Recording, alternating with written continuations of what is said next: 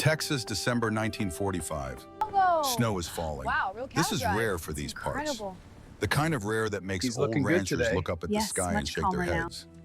On the platform of Hereford Station, a man stands alone. His name is Jack Brennan, and his calloused hands are shaking. He holds a worn Stetson hat. The black felt is faded now, softened by years of sun and sweat. This hat belonged to his son. His boy David wore it the day he left for war, tipping the brim at his mother, promising to come home. David never did. Normandy took him along with thousands of other American sons. But today Jack waits, not for David. That miracle won't happen. He waits for someone else, someone who just 6 months ago he would have called enemy. The train whistle screams through the cold air. Steam billows white against the gray sky. The locomotive grinds to a halt, metal shrieking against metal. Jack's heart hammers in his chest like a piston. Then he sees her. A young woman steps down from the passenger car. She wears a U.S. Army nurse uniform, crisp and official. Her blonde hair is longer than he remembers, pulled back in a practical bun. She's thin, too thin, but her eyes scan the platform with the same fierce determination he knows so well. When those eyes find him, they light up like stars breaking through storm clouds. Anna, she runs. Not a ladylike walk, but a full sprint across the wooden platform. Behind her, an elderly woman struggles with a suitcase, but Anna doesn't slow down. She crashes into Jack Brennan like a wave hitting shore, and this hardened rancher, this man who survived the trenches of France and broke wild mustangs without flinching, wraps his arms around her and weeps. He weeps like he hasn't wept since they told him David was gone. What could make a Texas cowboy cry? The answer starts 6 months earlier with a different arrival, a different kind of tears. July 1944. The war in Europe is grinding toward its bloody conclusion. In West Texas, the sun beats down on red dirt roads like the hammer of God.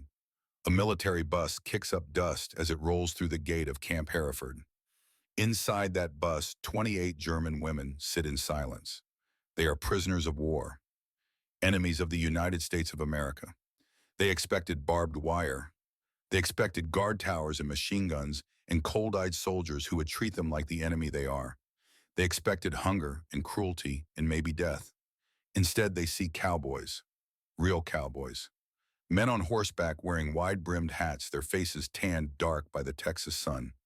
These men guide cattle across open grassland, swinging ropes in lazy circles, singing songs that drift on the hot wind. One of them tips his hat toward the bus as it passes, a gesture so casual it seems impossible, as if welcoming guests, not enemies. Inside the bus, a young woman named Anna Richter presses her face against the dusty window. Her lips form words in German. Mein Gott, ist das ein Film, my God? Is this a movie? She had been told America was the enemy, a nation of capitalist gluttons, weak and decadent, destined to fall before the might of the Third Reich. But the propaganda never mentioned this. Cowboys, endless sky, freedom that you could taste in the air like rain about to fall. Then another smell reaches them.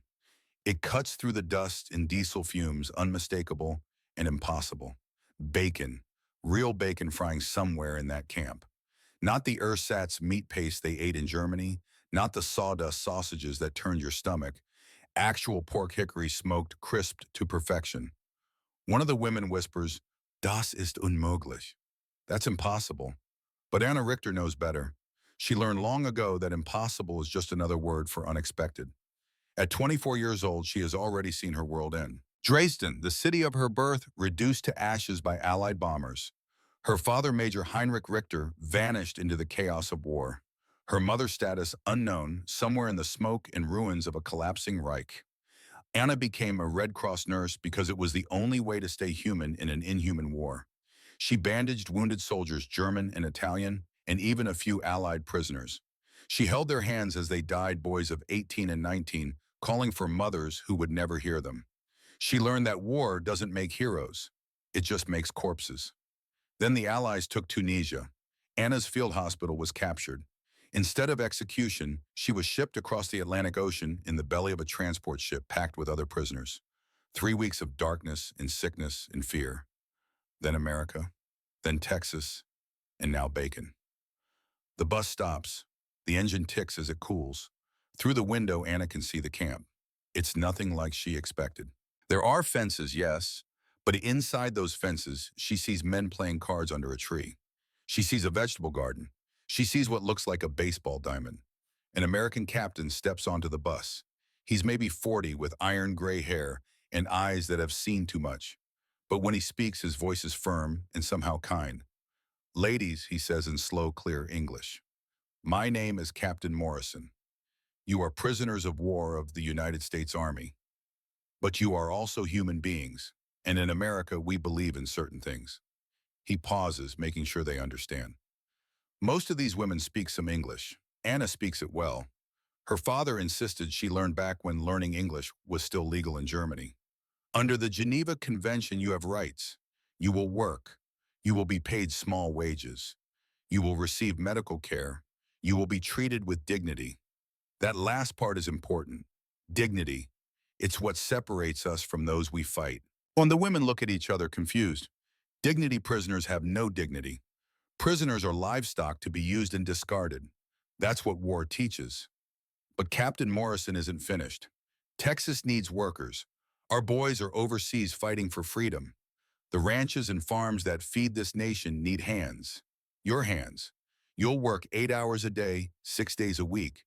You'll earn 80 cents a day. The Army keeps it, but you can buy small items from the commissary. Soap, paper, stamps to write home. Write home. As if home still exists. He looks directly at Anna. Something in his gaze makes her sit straighter. "You are the enemy," he says quietly. "But you are also women far from home, scared and uncertain. We will not forget the first. But we will honor the second. That's the American way." Then he leaves. The women sit in stunned silence. Finally, someone starts crying. Then another. Then all of them, tears of relief and confusion, and something that might be hope. That first night at Camp Hereford, Anna lies on a bunk with clean sheets. Clean sheets. She can't remember the last time she slept on clean sheets. Through the window of the barracks, she can see stars. Real stars, thousands of them, glittering in the enormous Texas sky. In Germany, the stars were hidden by smoke and searchlights in bomber contrails. Here they shine like promises. The woman in the next bunk whispers, "Why are they being kind?" Anna has no answer. She only knows what her father once told her back when she was a girl, and the world made sense. Anna Bagyadeda, he said, the true measure of a nation is not how it treats its friends, it's how it treats its enemies. America, it seems, treats its enemies with bacon and clean sheets and dignity. The next morning comes early, 5 o'clock, and already the Texas sun is threatening violence. A sergeant walks through the barracks, voice loud but not cruel. "Up and at 'em, ladies. Breakfast in 20 minutes. If you're late, you don't eat." Anna dresses quickly in her gray prison uniform. It's stiff and ugly and marks her as enemy. But it's clean. That matters more than she expected. The mess hall is a simple building, wooden and functional. But when Anna steps inside, the smell hits her like a physical force. Eggs. Real eggs, scrambled yellow and steaming. Bacon, thick cut and glistening with fat. Biscuits, golden brown, split and buttered. Coffee so strong the aroma could wake the dead. Orange juice. Grits with butter pooling in the center. This is more food than Anna has seen in 6 months. Maybe a year. She takes her tray and sits with the other German women. They eat in silence, too overwhelmed to speak. Anna takes a bite of bacon. The salt, the smoke, the richness of the pork fat. It explodes across her tongue. Despite herself, despite everything, tears form in her eyes. An American guard notices. He's young, maybe 20, with a face that hasn't quite hardened into a soldier's mask yet. "First time with real bacon, huh?" Anna nods, not trusting her voice. The young soldier smiles. It's not a cruel smile, just human. "Welcome to Texas, ma'am." That afternoon, Captain Morrison calls Anna into his office. The room is spare but neat. A desk, 2 chairs, an American flag in the corner. On the wall, a map of Texas with red pins marking the various POW work camps scattered across the vast state. "Richter," Morrison says, shuffling papers. "You speak English better than the others. That's useful. I'm assigning you to a ranch about 50 miles west. The Lazy Bee, owned by a man named Jack Brennan. 8 of you will go. You'll help with cattle, horses, general ranch work." He looks up and his eyes are serious. "Brennan's a good man, fair but tough. He's also a veteran. Great war, same as your father was. Anna's heart skips. You know about my father. I know his name was in your file. Major Heinrich Richter, Bavarian Infantry. Distinguished service record. Morrison pauses. I also know he's listed as deceased, executed actually. August 8th, I'm sorry. The room tilts. Anna grips the edge of the desk. Executed. But why he was a soldier, not a criminal? Morrison's face softens with something that might be pity. I can't say more. There's a letter for you from the Red Cross. I was going to wait, but maybe you should have it now. Might help, might not. He slides an envelope across the desk. Anna stares at it like it's a snake. Her father is dead. That much she knows. But executed, pray you? I'll give you privacy, Morrison says, standing. Read it here, take your time.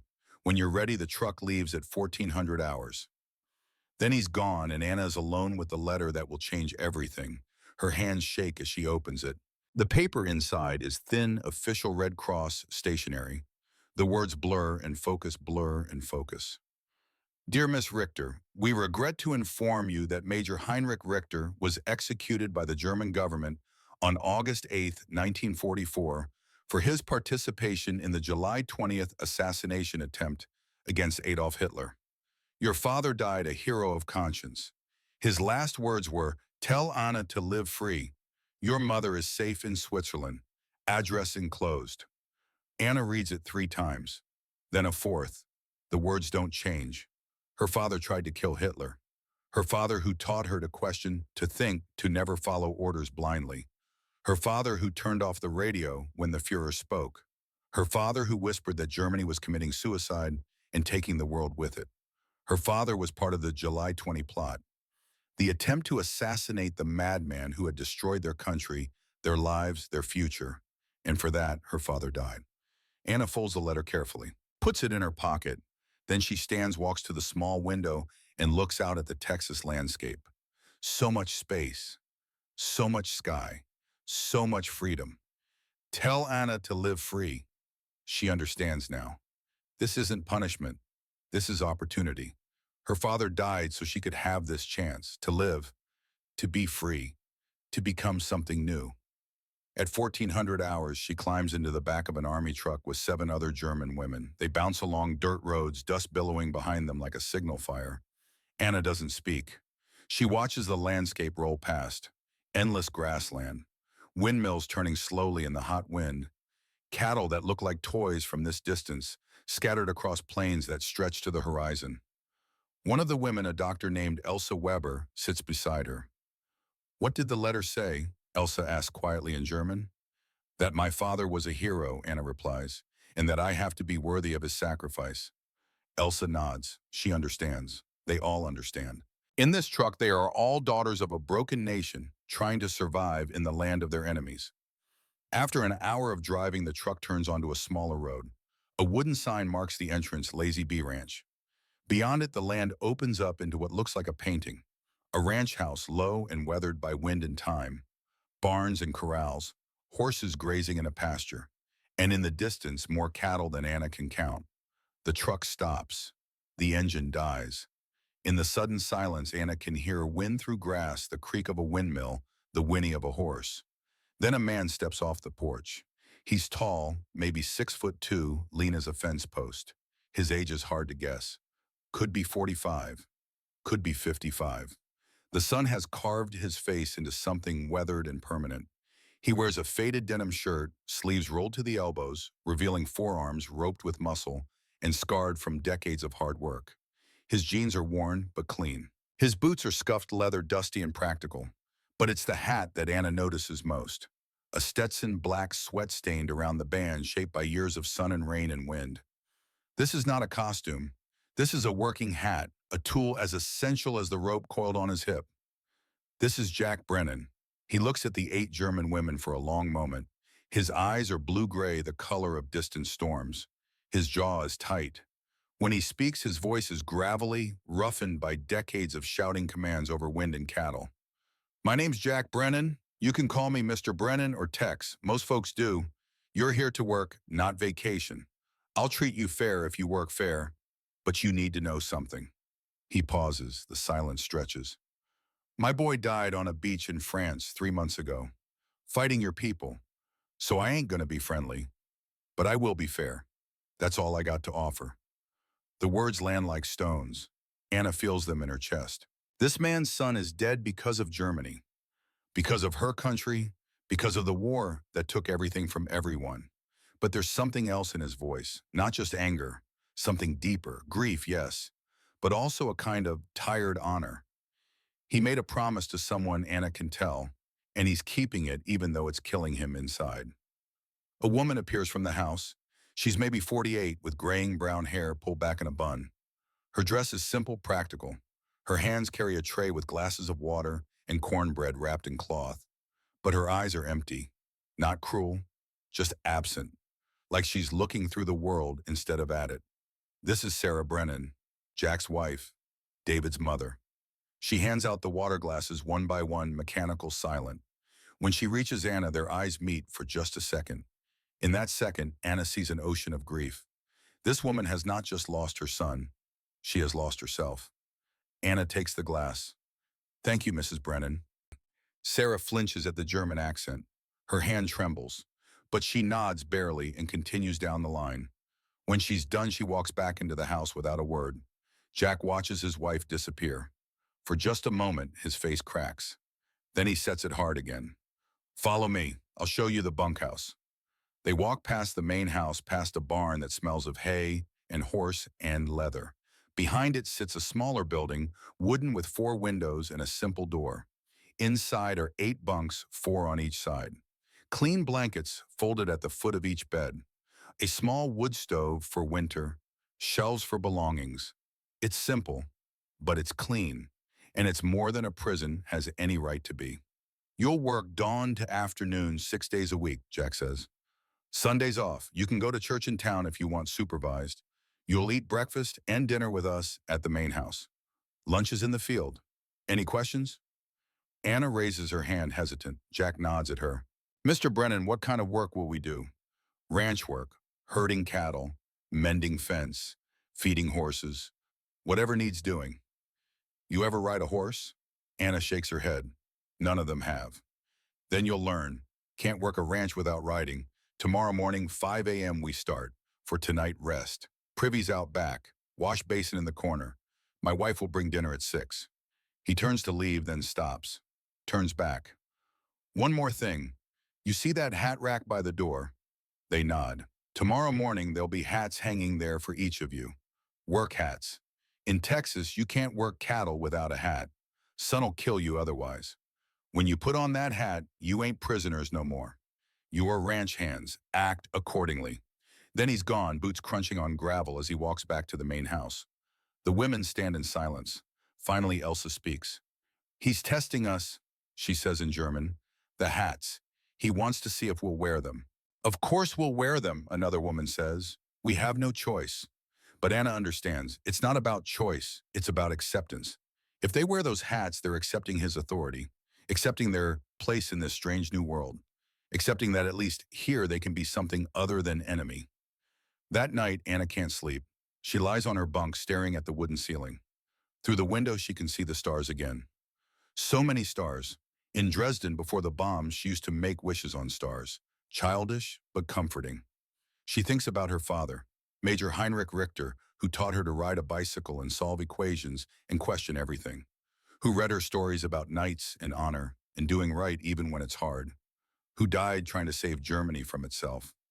Tell Anna to live free.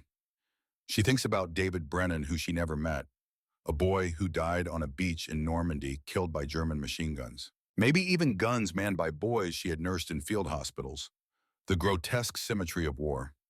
She thinks about Jack Brennan standing on that porch, grief carved into every line of his face, keeping a promise to a dead son. And she thinks about tomorrow. 5 a.m., cowboy hats, horses, a new life in a new world. At some point, exhaustion wins. She sleeps. When she wakes, it's still dark. But through the window, she can see the faint gray of coming dawn. The other women are stirring. Someone lights a lantern. By the door, just as Jack promised, hang 8 hats. They're not fancy, just simple strawwork hats, wide-brimmed and practical. But they represent something larger. A choice, an identity. Anna walks to the rack and picks up a hat. It's too big for her, but adjustable. She places it on her head, ties the cord under her chin, looks at herself in the small mirror on the wall, a German nurse wearing an American cowboy hat.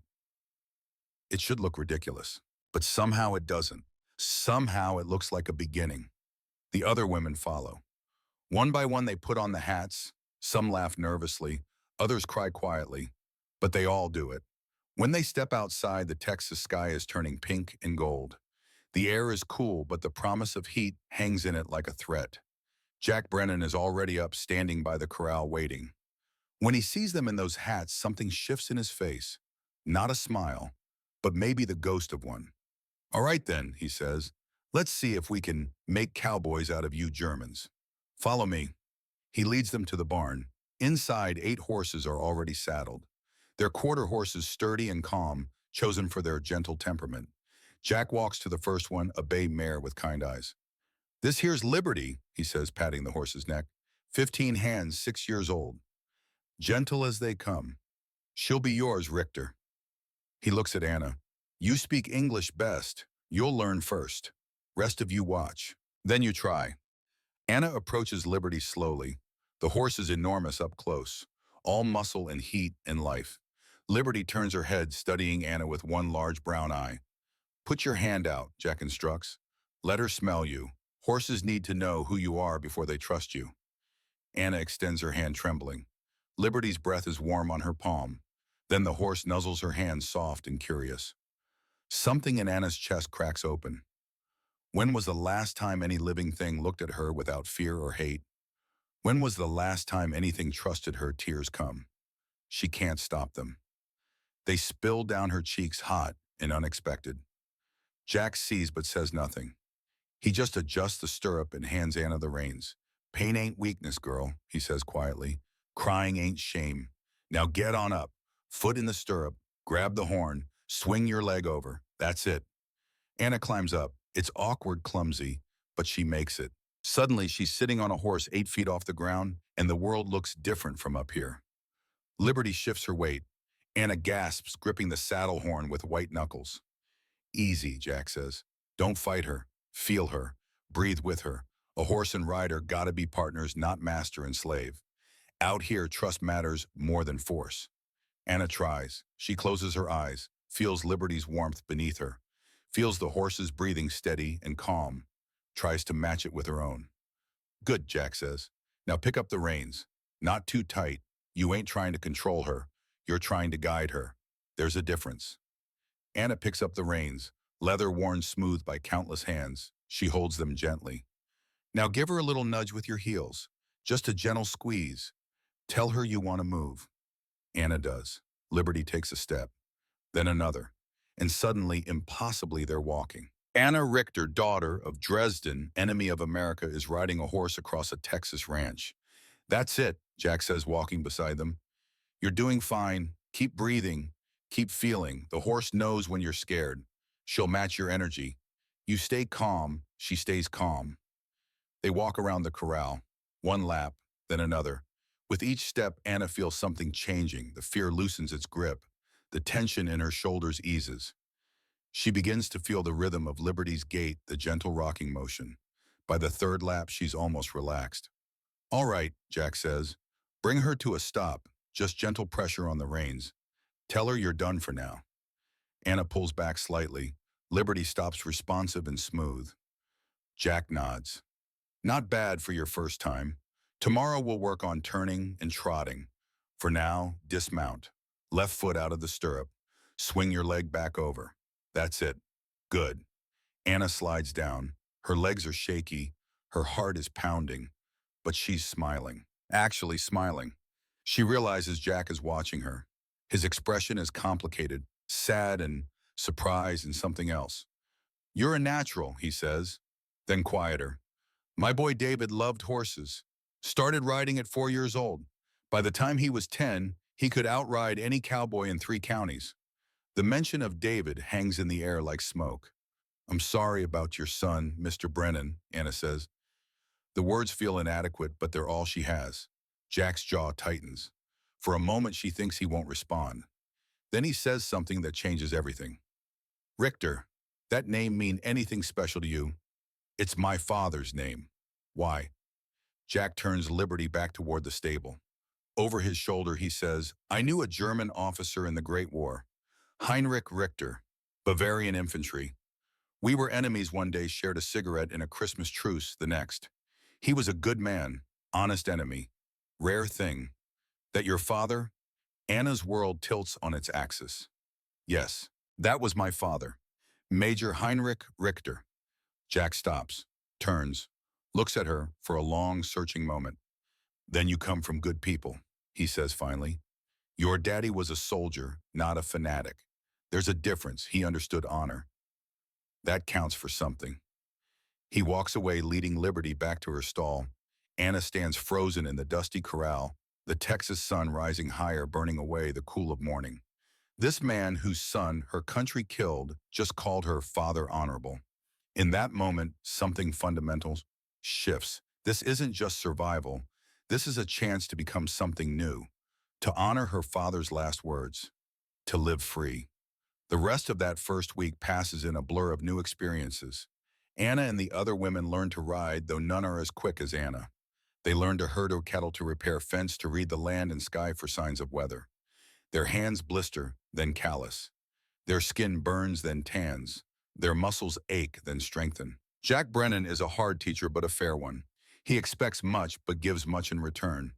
When one of the women, a girl barely 20 named Margaret, struggles to mount her horse, Jack spends an extra hour working with her until she gets it. When Elsa cuts her hand on barbed wire, he personally drives her to the town doctor and pays the bill himself. At night, they eat dinner at the Brennan table. At first, it's awkward and silent. Jack speaks little. Sarah speaks not at all, moving through the motions of serving food like a ghost. But the food itself is generous. Beef stew, cornbread, vegetables from Sarah's garden, strong coffee, pie on Sundays. Anna watches Sarah Brennan carefully. This woman who has not spoken since they arrived, whose eyes are windows into a grief so profound it has swallowed everything else. Anna recognizes that look. She wore it herself after learning about her father. One evening after dinner, Anna helps clear the dishes. She does it without being asked, just picks up plates and carries them to the kitchen. Sarah stands at the sink, washing in silence.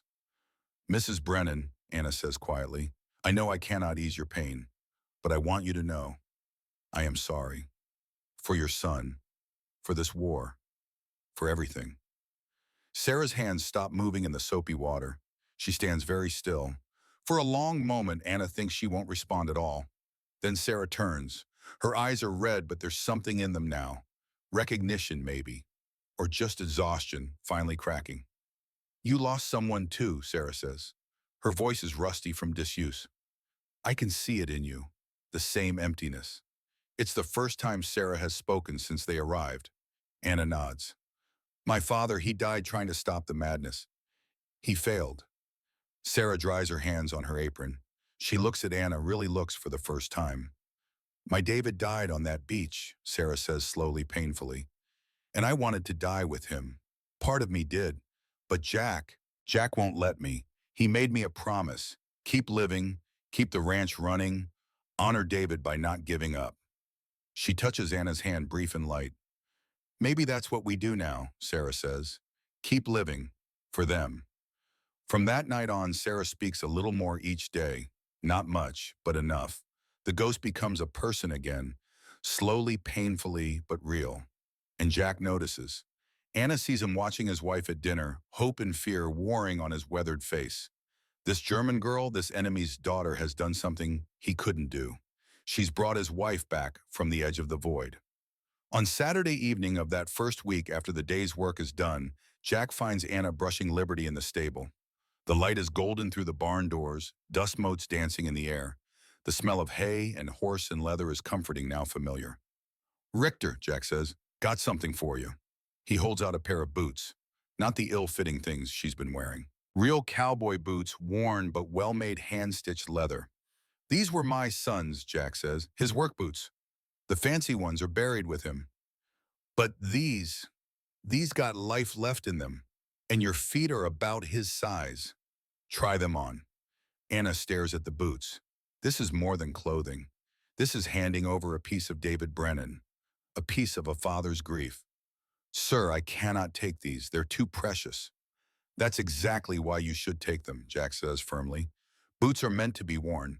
David would want someone to use them, someone who works hard, someone who's learning what it means to be a cowboy.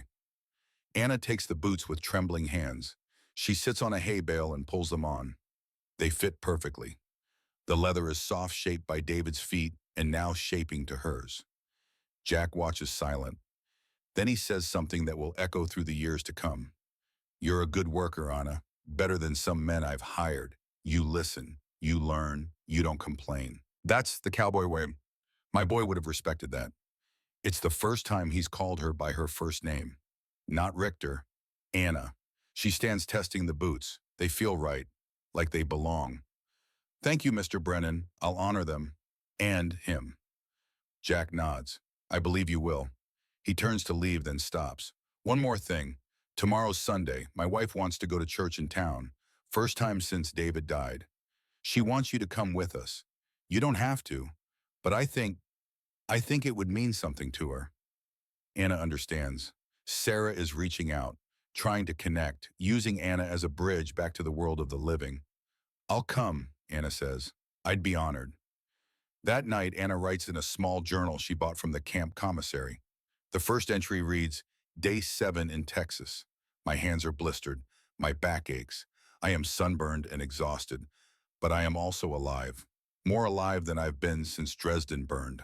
Mr. Brennan gave me his son's boots today. I will wear them with honor.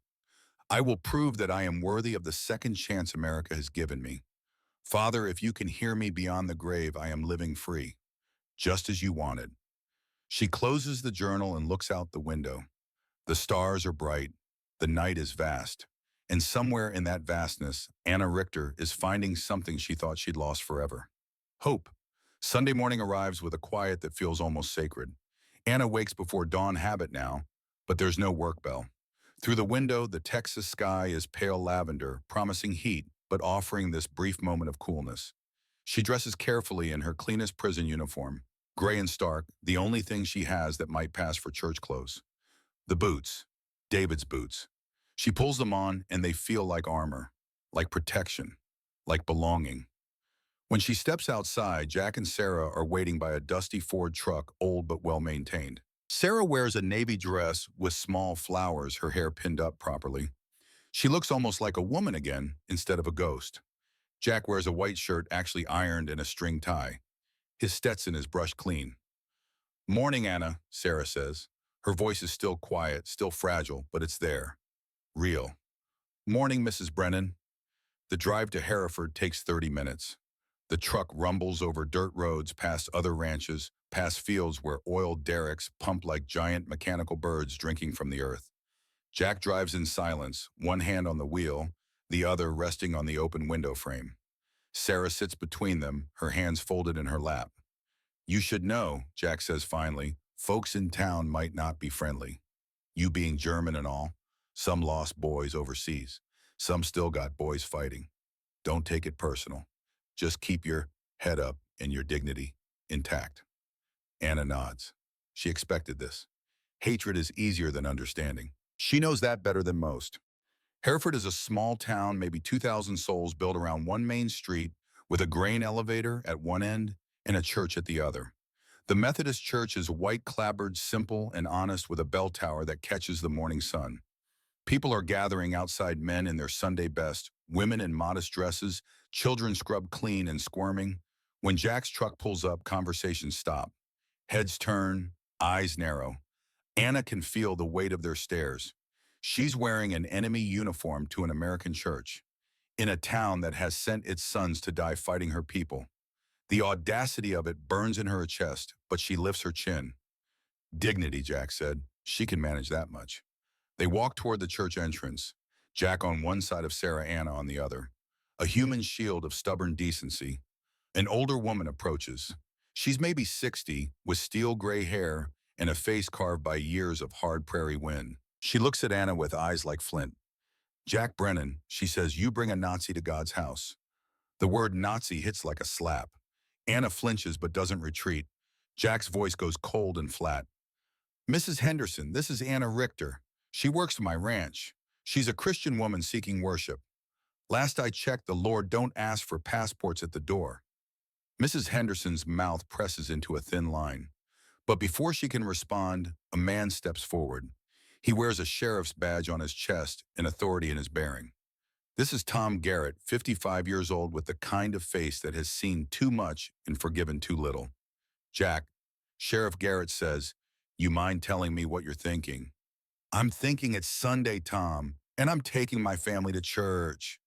Your family, Garrett's voice rises. This girl ain't your family. She's the enemy. Her people killed your boy. My boy died in the Pacific fighting her allies, and you parade her around like she belongs here. The gathering crowd murmurs. Some nod in agreement. Others look uncomfortable. A few seem curious, waiting to see how this plays out. Jack steps forward. He's 3 inches taller than Garrett and 20 pounds heavier, but his voice stays level controlled. My son died fighting for freedom, Tom. Freedom means something. It means we don't become the thing we're fighting against. It means we treat prisoners with dignity. It means we judge people by their actions, not their accidents of birth. Pretty words, Garrett snaps, but that don't bring David back. That don't bring my boy back. No, Jack says quietly. Nothing brings them back. I know that better than anyone. But I made David a promise before he shipped out. He said, don't hate them all, Dad. Most of them are just scared kids like me. And I promised him I'd try. So that's what I'm doing. I'm trying. The silence that follows is profound. Anna can hear the wind moving through the cottonwood trees, can hear a baby crying somewhere, can hear her own heartbeat pounding in her ears. Then a voice cuts through the tension. An older man in clerical collar steps from the church doorway. This is Father Patrick O'Brien, 60 years old, with the kind of face that has absorbed joy and sorrow in equal measure and somehow kept smiling. Gentlemen, Father Patrick says his Irish brogue's still thick after 40 years in America. I spent 2 years in French trenches. Killed 3 Germans hand to hand. Carried that weight for 26 years. Then I became a priest. You know what I learned? He walks down the steps straight to Anna, looks her in the eye. I learned God doesn't see uniforms. He sees souls. And this young woman's soul looks mighty heavy to me, carrying grief same as the rest of us. He turns to the crowd. War makes enemies. Peace makes neighbors. If we want peace, we got to start somewhere. Might as well start in church. He offers Anna his arm. Come on, child, let's go meet the Lord together. Anna takes his arm, her hand trembling. They walk into the church, Jack and Sarah following. Behind them, the crowd parts. Some follow. Others turn away. Sheriff Garrett stands frozen, jaw tight, fists clenched. Inside the church is cool and dim. Wooden pews worn smooth by generations. Sunlight through simple windows, painting blocks of gold on the floor. The smell of old hymnals and furniture polish, and something indefinably sacred. Anna sits between Sarah and Father Patrick. The service begins. They sing hymns. She knows some of them from her childhood in Dresden before the world went mad. The same God, she realizes. The same songs, just different languages. Father Patrick's sermon is about the Good Samaritan, about helping your enemy when he's wounded by the roadside, about love transcending tribal loyalty. His eyes find Anna several times during the telling. She understands. This sermon is for the congregation, but it's also for her. After the service, some people approach. An older woman brings Sarah a casserole, awkward but kind. A veteran with one arm missing shakes Jack's hand, says nothing but nods with understanding. A young mother lets her daughter give Anna a flower, a prairie wildflower, yellow and brave. But Sheriff Garrett leaves without a word, and Anna knows she's made an enemy there. Some wounds are too fresh for healing. The ride back to the ranch is quiet but not uncomfortable. Sarah holds Anna's hand briefly. Jack dries with something that might be satisfaction on his weathered face. You did good today, he says. Took courage to walk in there. Most folks would have run. I've been more scared, Anna replies. Bombs falling on Dresden, watching soldiers die. This was just people. People can be scarier than bombs, Jack says. Bombs just destroy. People judge. And judgment cuts deeper. That afternoon, Anna works with Liberty in the corral. The horse has become her refuge, her confidant. She tells Liberty things she can't tell anyone else. About her father. about Dresden in flames, about the strange guilt of being alive when so many are dead. Liberty listens with patient brown eyes and says nothing. It's perfect. Jack appears at the fence, watching. After a while, he climbs over and walks to Anna. I got something else for you, he says. He holds out an envelope. Captain Morrison gave this to me a few days back. Said it was from the Red Cross, about your father. I've been holding it, waiting for the right time. After today, I think you're ready. Anna's heart stops. Another letter. More news about her father's death. She's not sure she can bear it, but she takes the envelope. Jack doesn't leave. He stands there solid and present. You want privacy? He asks. No, Anna says. Please stay. She opens it with shaking hands, unfolds the single page, reads, Dear Miss Richter, we regret to inform you that Major Heinrich Richter was executed by the German government on August 8, 1944, for his participation in the July 20th assassination attempt against Adolf Hitler. Your father died a hero of conscience. His last words were, Tell Anna to live free. Your mother is safe in Switzerland. Address enclosed. The Red Cross stands ready to help facilitate contact. The world tilts sideways. Anna reads it again and again. The words don't change. Her father tried to kill Hitler. Her father who taught her to question everything. Who whispered that the Nazis were destroying Germany's soul. Who said that following orders without conscience makes you complicit in evil. Her father was part of the plot. The July 20th conspiracy. Colonels and majors and generals who tried to end the madness from within. They failed. And Hitler had them all killed. 5,000 people executed for one failed bomb. Her father was a traitor to Nazi Germany. Her father was a hero to humanity. Anna's legs give out. She sits in the dirt, the letter clutched in her hands. Liberty nuzzles her shoulder, concerned. Jack kneels beside her. What is it? Anna can barely speak. My father, he tried to kill Hitler. He was part of the assassination plot. They executed him for it. Jack goes very still. Then he does something Anna never expected. He sits in the dirt beside her, this proud cowboy, and puts his arm around her shoulders. Then your daddy died fighting tyranny, Jack says quietly. That's about the most American thing I ever heard, even if he wore a German uniform. But he failed, Anna chokes out. He died for nothing. Hitler's still alive. The war goes on. He died for something, Jack says firmly. He died proving that there's good people everywhere. That honor ain't about flags, it's about conscience. Your daddy had that, and he passed it to you. Anna cries then, really cries. All the grief she's been holding since learning about his death. All the fear and confusion and anger. It pours out of her in great shaking sobs, and Jack Brennan holds her while she cries. This man whose son her country killed. This enemy who has become something else, something like family. When the tears finally stop, Anna's eyes are swollen and her throat is raw. But something has shifted. The weight is still there, but it's different now, not crushing, just heavy, manageable. My father's last words, Anna says hoarsely. Tell Anna to live free. I didn't understand before, but I do now. He wanted me to escape. Not just Germany, but the whole sick system. To find freedom. Real freedom. And you did, Jack says. You're here, in Texas, where freedom ain't just a word, it's the air you breathe. Over the next week, Anna throws herself into work with fierce determination. She's learning fast. How to cut cattle from the herd. How to rope a steer. How to read weather in the clouds and animal behavior.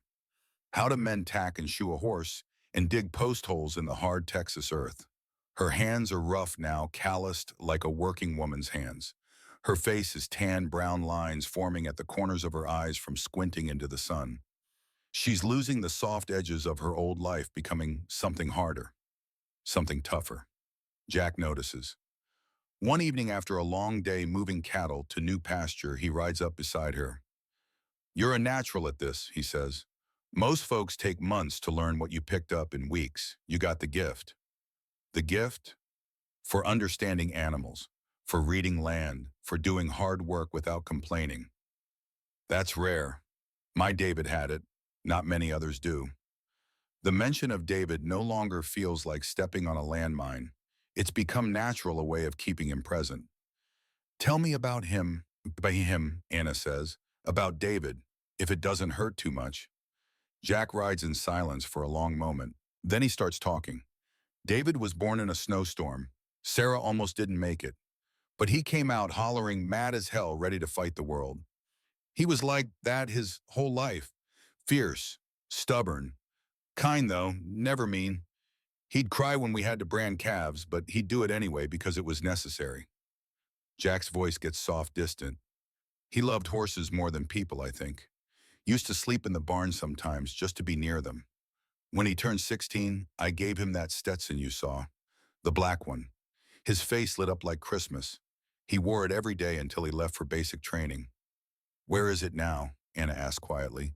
I keep it in my room. Can't bear to put it away.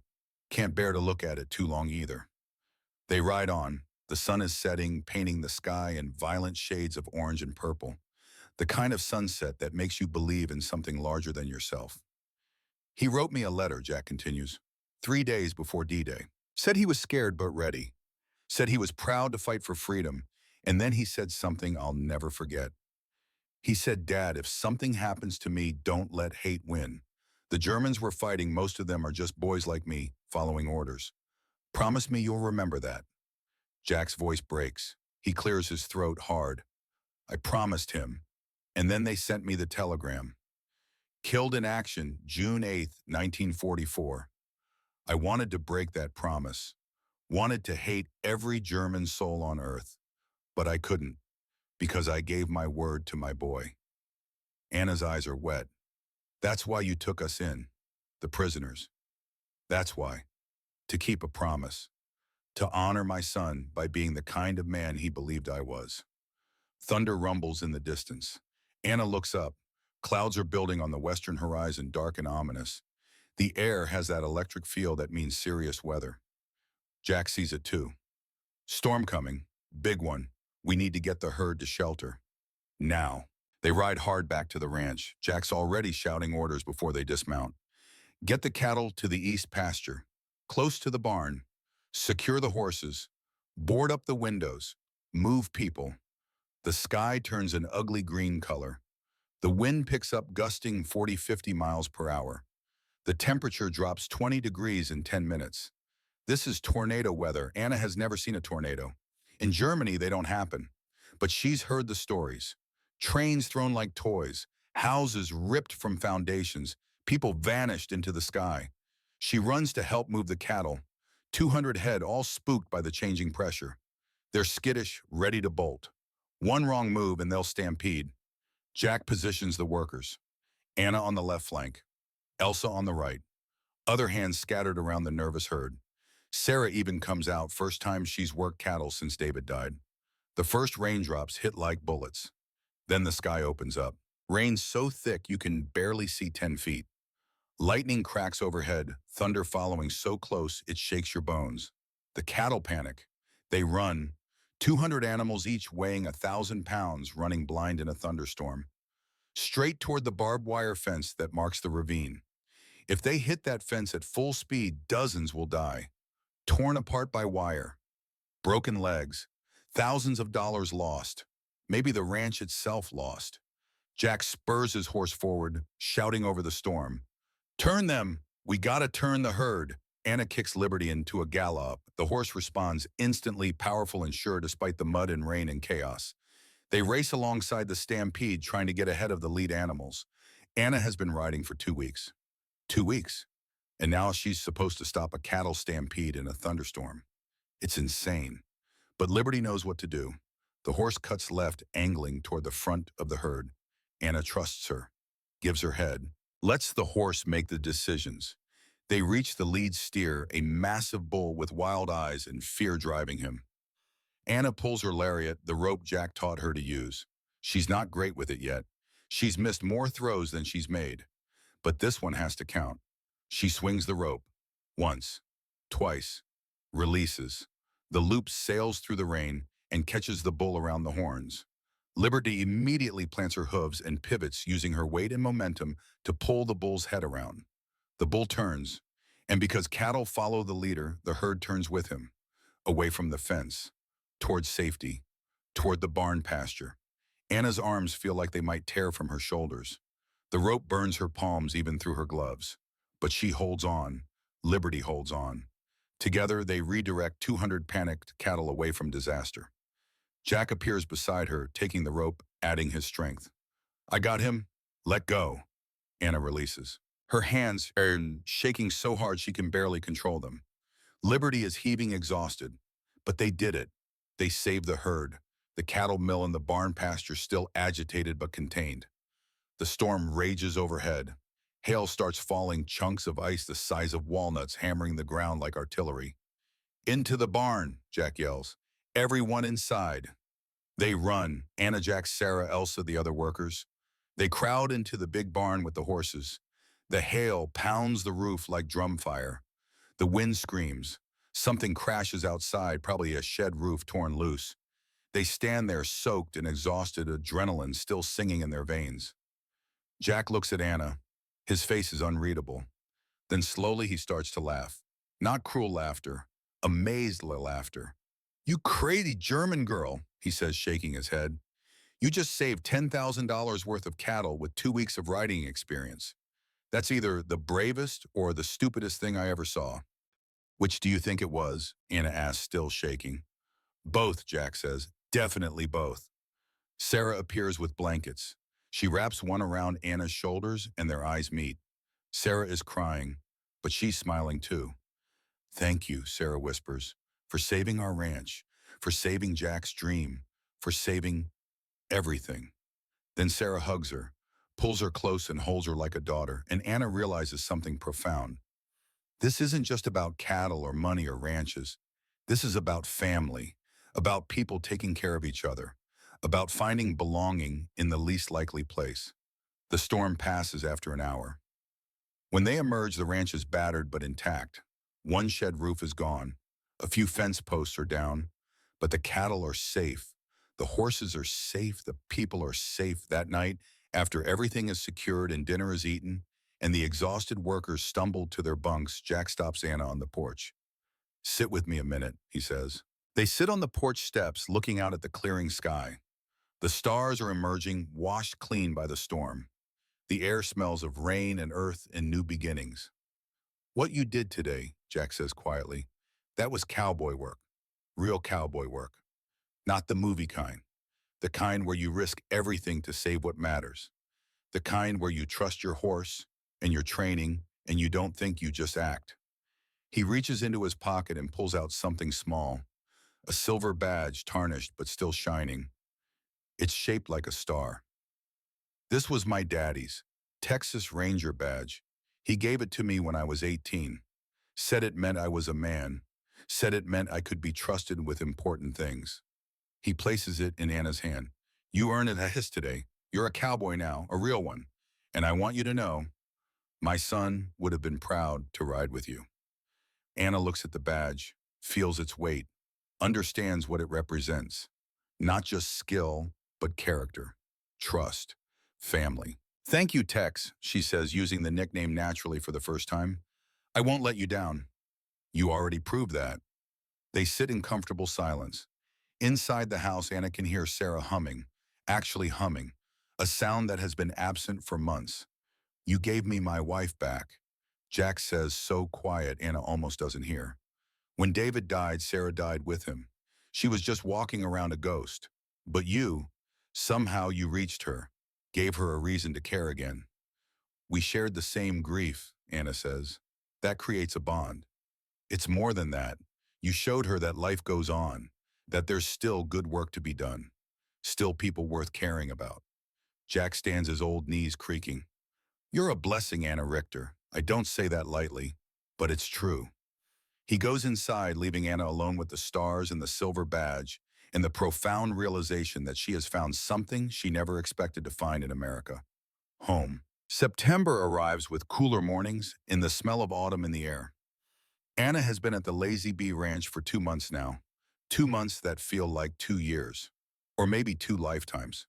She's no longer the scared German prisoner who stepped off that bus in July. She's something else now, something harder and softer at the same time. Her body has changed. Muscles in her arms and shoulders that weren't there before. Calluses on her palms thick as leather. Her skin is brown from the sun lines forming at the corners of her eyes from squinting across endless prairie. When she looks in the mirror, she barely recognizes herself. But it's the inside changes that run deeper. The nightmares about Dresden are less frequent now. The dreams of her father's execution still come, but they're different. In them, he's not afraid. He stands tall, defiant, and his last words echo like a benediction. Live free, Anna. Live free. She's trying. God knows she's trying. One afternoon, Anna is working in the stable when Sarah appears. This in itself is no longer remarkable. Sarah works now really works, instead of moving through life like a ghost. But today she's carrying something wrapped in cloth. Anna, Sarah says, I need to show you something. They sit on hay bales in the dusty golden light that slants through the barn doors. Sarah unwraps the cloth carefully, reverently. Inside is a photograph in a simple frame. The photo shows a young man, maybe 22, in an army uniform. He has Jack's strong jaw and Sarah's kind eyes. He's smiling genuinely, smiling not the forced grimace of official military photos. This is a man who loved life. David Brennan. This was taken the day before he shipped out. Sarah says, her voice steady but soft. He was so proud of that uniform, so ready to go fight. I wanted to lock him in his room and never let him leave. But you can't cage eagles. That's what Jack always said about David. He was an eagle. Nana looks at the photo, studies this young man she never met, but whose absence has shaped everything since she arrived. David, whose boots she wears, whose death nearly destroyed his parents, whose ghost hangs over this ranch like morning mist. He looks kind, Anna says finally. He was. Stubborn as a mule and ornery when riled, but kind at his core. He couldn't stand seeing things hurt. When he was 10, he found a coyote with a broken leg. Coyotes kill chickens, kill lambs. Most ranchers would shoot them on sight. But David nursed that coyote for 6 weeks until it could walk again. Then he let it go. Sarah touches the photo with one finger, gentle as a prayer. When they told me he was gone, I wanted to die too. I tried to in a way, just stopped living, stopped talking, stopped feeling anything except this hollow black void where my heart used to be. But then you came. She looks at Anna directly. You with your grief that matched mine. Your father executed for trying to stop evil. My son killed by evil he was trying to stop. We're the same, Anna. Two mothers who lost everything, except we didn't, did we? We found each other. Anna's throat is tight. Mrs. Brennan, Sarah, she interrupts gently. Call me Sarah. You've earned that right. Sarah, Anna tries the name. It feels strange and right at once. I'm still the enemy. My people killed your son. No, Sarah says firmly. Evil killed my son. War killed my son. A madman in Berlin killed my son. But you're just a girl who lost her father. A girl trying to survive. A girl who somehow gave me a reason to wake up in the morning. She takes Anna's hands. David would have liked you. He had a thing for underdogs, for people fighting against bad odds. That's what you are, Anna. And I think God sent you here to heal this family, to remind us that even enemies can become family when we see each other truly. Anna cries then, not the great racking sobs of early grief, but quiet tears of relief, of acceptance, of finding a place in the world when she thought she'd lost hers forever. Sarah holds her while she cries, and in that moment, something fundamental shifts. This isn't just employer and worker. This isn't captor and prisoner.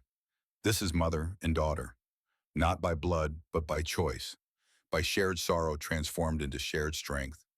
That Sunday, Father Patrick invites Anna to meet with him privately after the service. They sit in his small office walls lined with books, a crucifix on the wall, casting shadows in the afternoon light. Child, he says, I've been watching you these past weeks. I see something in you, a hunger, not for food, but for purpose, for meaning.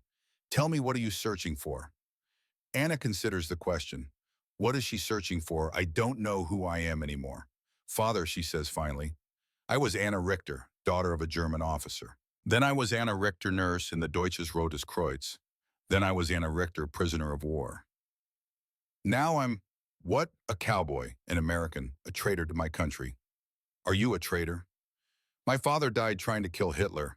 I wear American boots and ride an American horse and sleep safe while my countrymen die in the ruins of German cities. If that's not betrayal, what is? Father Patrick leans back in his chair. His eyes are old and wise and infinitely patient. Let me tell you about betrayal, Anna. In 1918, I was in the Ardennes forest, killed a German soldier in hand-to-hand combat. He couldn't have been more than 19. I took his identification papers. His name was Klaus Muller. He had a photo of his mother in his pocket. The priest's voice goes distant. For 20 years, I carried that guilt. I betrayed my faith, I thought. I betrayed the commandment against killing. I betrayed Klaus Muller's mother, who would never see her son again. It ate at me like cancer. What changed? Anna asked. I realized I was asking the wrong question. The question isn't whether I betrayed someone. In war, everyone betrays someone. The question is, what am I doing with the life I have now? Am I honoring the dead by living well? Am I making their sacrifice mean something? He leans forward. Your father died so you could be free. He died fighting evil. The best way to honor him isn't to feel guilty for surviving. It's to live the life he died to give you, to be free, to be good, to choose conscience over convenience. Anna feels something loosen in her chest, a knot she didn't know was there slowly untying. But how do I know if I'm choosing right? You ask yourself one question, Father Patrick says. Would your father be proud? That's your compass, Anna. When you're lost, when you don't know which way to turn, ask, would Heinrich Richter be proud of this choice? And if the answer is yes, then you're on the right path.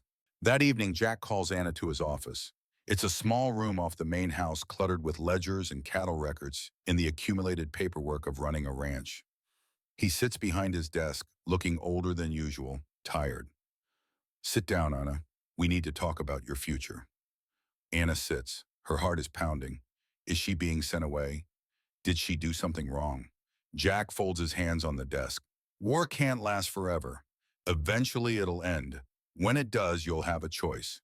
Go back to Germany, what's left of it, or stay here.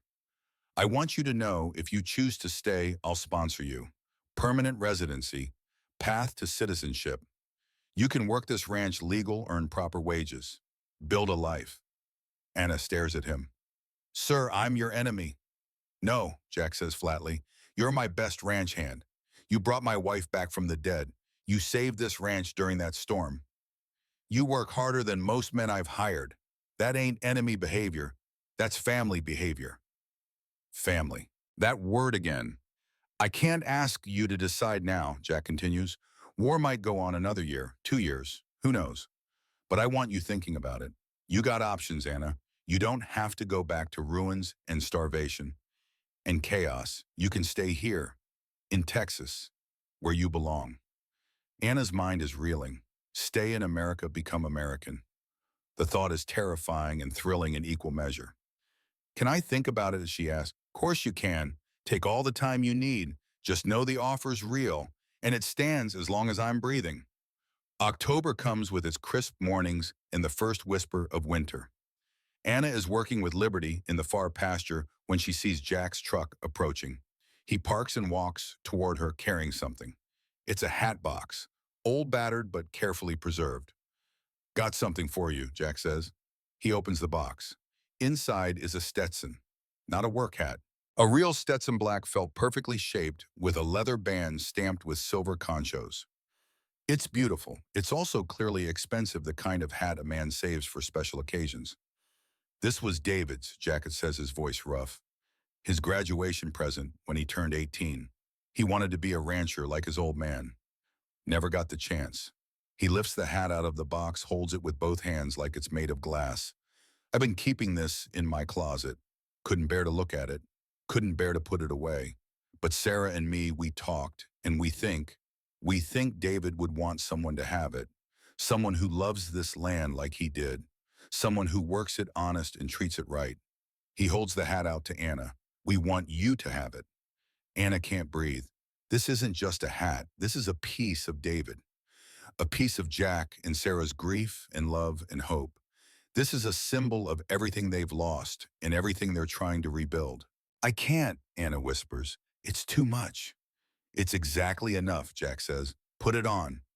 With trembling hands, Anna takes the hat. It's lighter than she expected, the felt soft and supple. She places it on her head. It fits perfectly like it was made for her. Jack's face does something complicated. Pain and awe and grief and acceptance all at once. His eyes are wet. My boy would be proud, he says, voice breaking. He'd be proud to see his hat on someone who earned it, who lives by the cowboy code even if she never heard of it before, who chose to be good when she could have chosen hate. He steps forward and adjusts the brim the way a father might. You're a cowboy now, Anna Richter, a real one. And more than that, you're my Texas daughter. If you'll have me as your Texas father. Anna collapses into his arms, sobbing.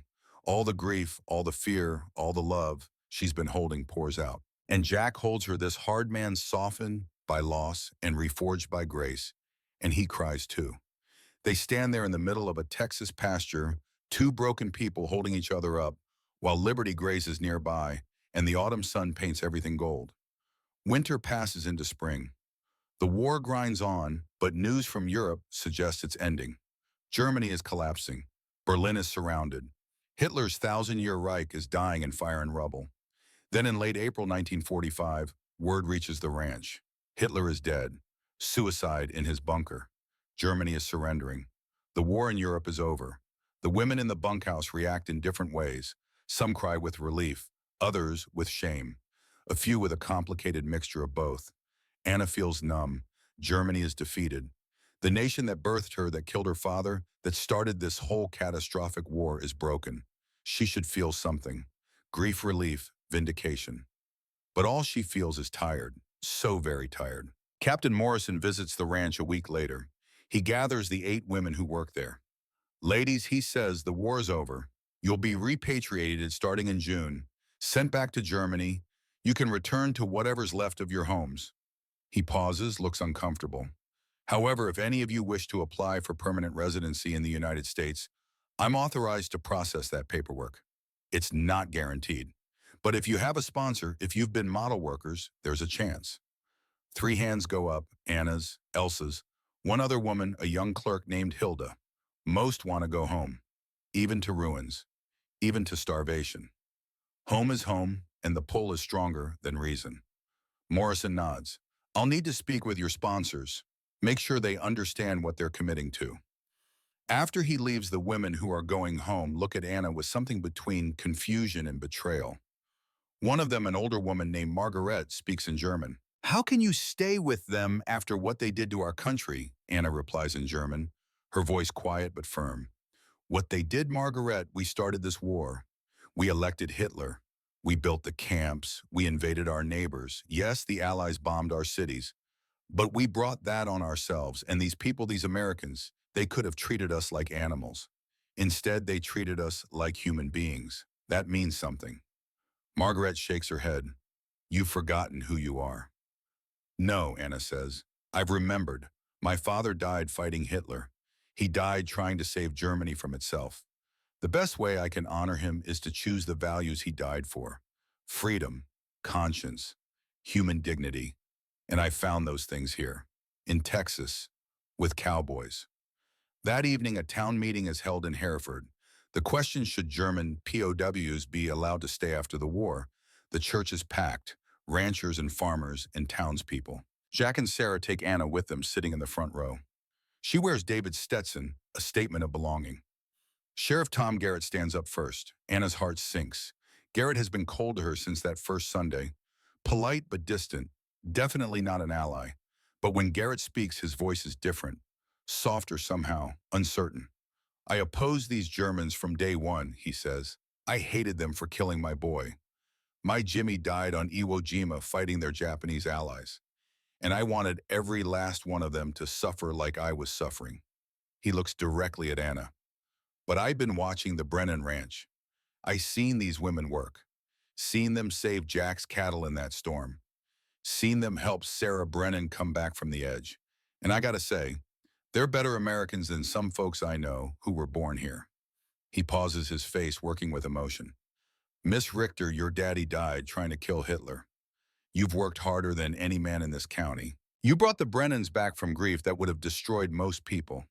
If you want to stay, if you want to become American, then by God, you're welcome in Texas.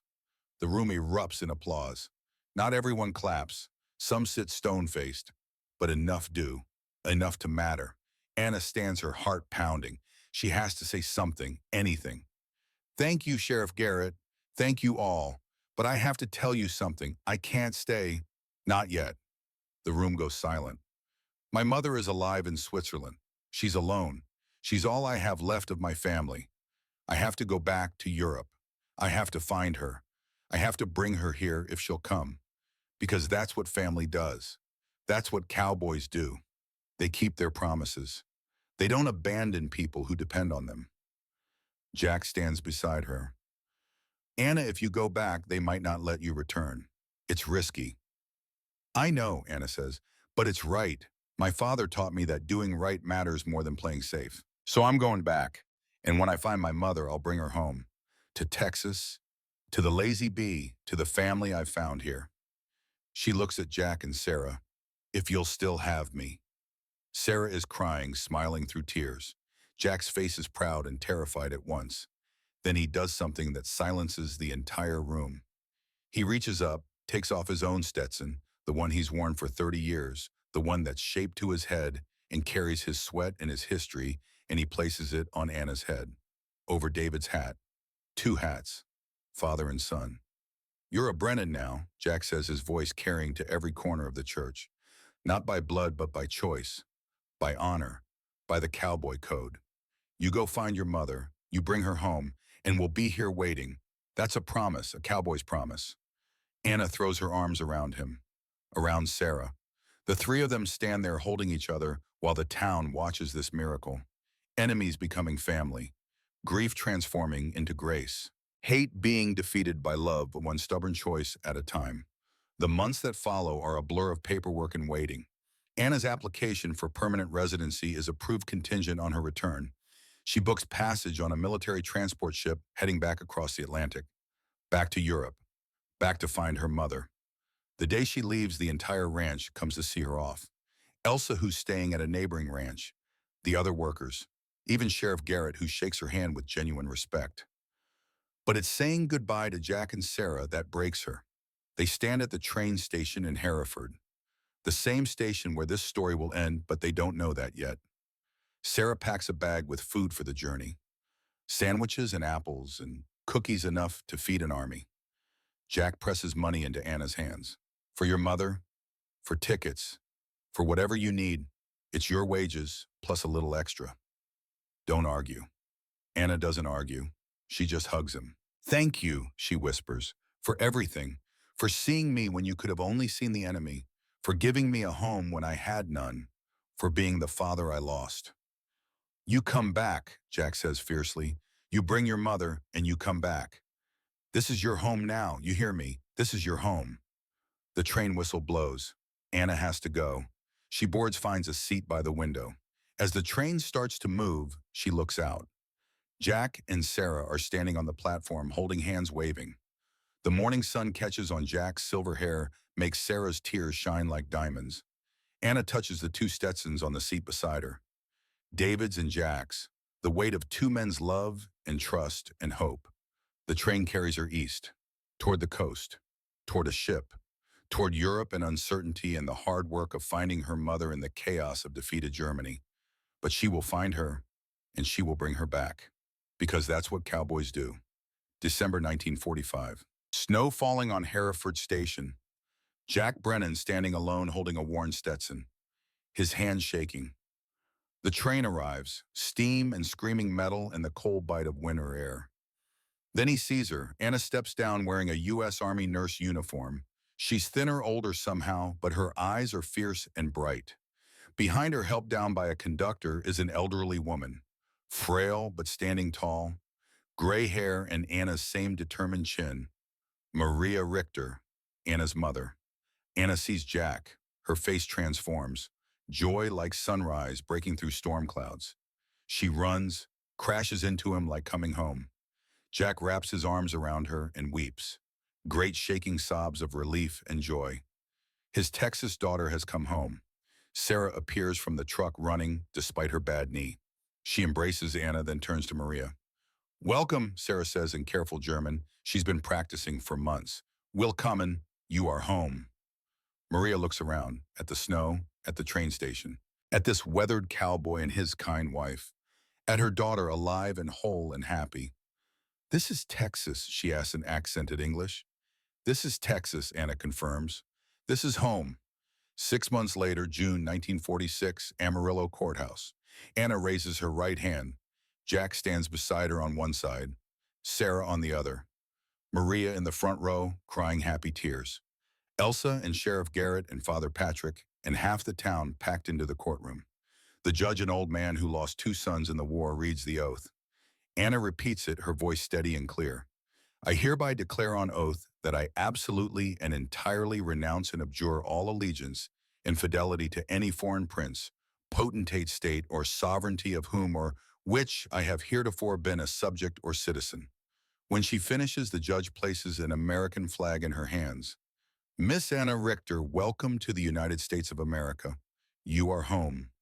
Jack places David's Stetson on her head one final time, not as a loan, as an inheritance.